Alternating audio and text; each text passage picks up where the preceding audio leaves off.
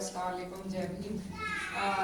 सबसे पहले तो मैं क्षमा चाहती हूँ कि हमें आने में थोड़ी देर हो गई। जो हमारा कार्यक्रम था वो जल्दी का था, लेकिन कहीं पर दूसरे कार्यक्रम में ज़्यादा टाइम लग गया, तो आप सबसे क्षमा चाहते हैं। और आप लोग जानते हैं चुनाव का वक्त आ गया है और 19 अप्रैल को चुनाव है। साइकिल का हमारा निशान है। मैं हमारे राष्ट्रीय अध्यक्ष माननीय अखिलेश यादव जी ने मुझे यहाँ प्रत्याशी बना के भेजा है आप सबके बीच में, तो मैं वोट की अपील करने आपसे आई हूँ। और बस यही कहना चाहती हूँ कि ये चुनाव बहुत ज़रूरी है हमारे सबके लिए, खासकर जो दबे कुचले लोग हैं। हमारे लिए ज़रूरी है क्योंकि ये 5 साल बाद मौका आया है।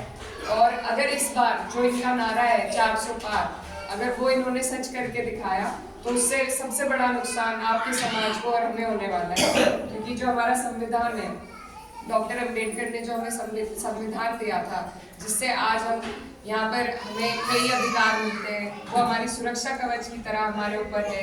उसी के बदौलत हम इस देश में सर उठा के जी सकते हैं। उसी की बदौलत है कि आरक्षण है, उसी की बदौलत है प्रधान जी आज यहाँ से ऐसे गांव में प्रधान बने हैं। तो ये सब ताकत संविधान से मिली हुई है।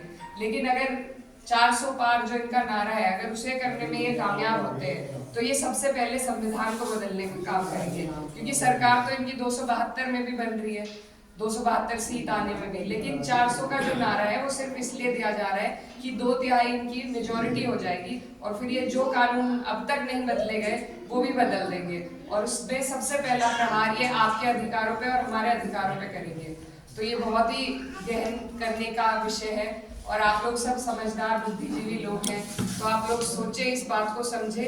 और ऐसी पार्टी जो आपके अधिकार छीनना चाहती है, जो सारी चीज़ें प्राइवेट में डाल रही है, तो सरकारी जितनी भी हमारी एजेंसियां थी सब प्राइवेट, रेलवे प्राइवेट में कर दिया ताकि आप लोगों को जो आपका रिजर्वेशन है वो ना मिल पाए। तो ये बहुत अहम एक मुद्दा है। और जैसा बता रहे थे बसंत भैया भी कि यहाँ पर हमारी लड़ाई भाजपा से है और कोई पार्टी का ना प्रत्याशी अब तक बीच में आया है, ना पार्टी ही एक्टिव है। तो आप लोगों को हमें ज़रूरत है कि एक साथ मिलकर जो भाजपा को हरा सके हम लोग उनके साथ इकट्ठा हो। हमारी पार्टी समाजवादी पार्टी सभी पिछड़ों को इकट्ठा लेकर चलने की प्रयास कर रही है।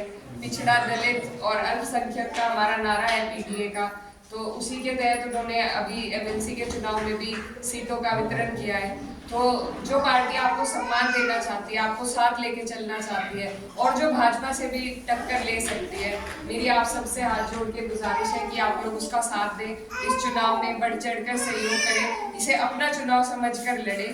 और मैं आपसे वादा करती हूँ कि जितना सम्मान आज आप मुझे दे रहे हैं, ये विश्वास मैं कभी टूटने नहीं दूंगी और आपकी हर दिक्कत परेशानी में आपके बीच इसी तरह आज की तरह ही शामिल होने का काम करूँगी।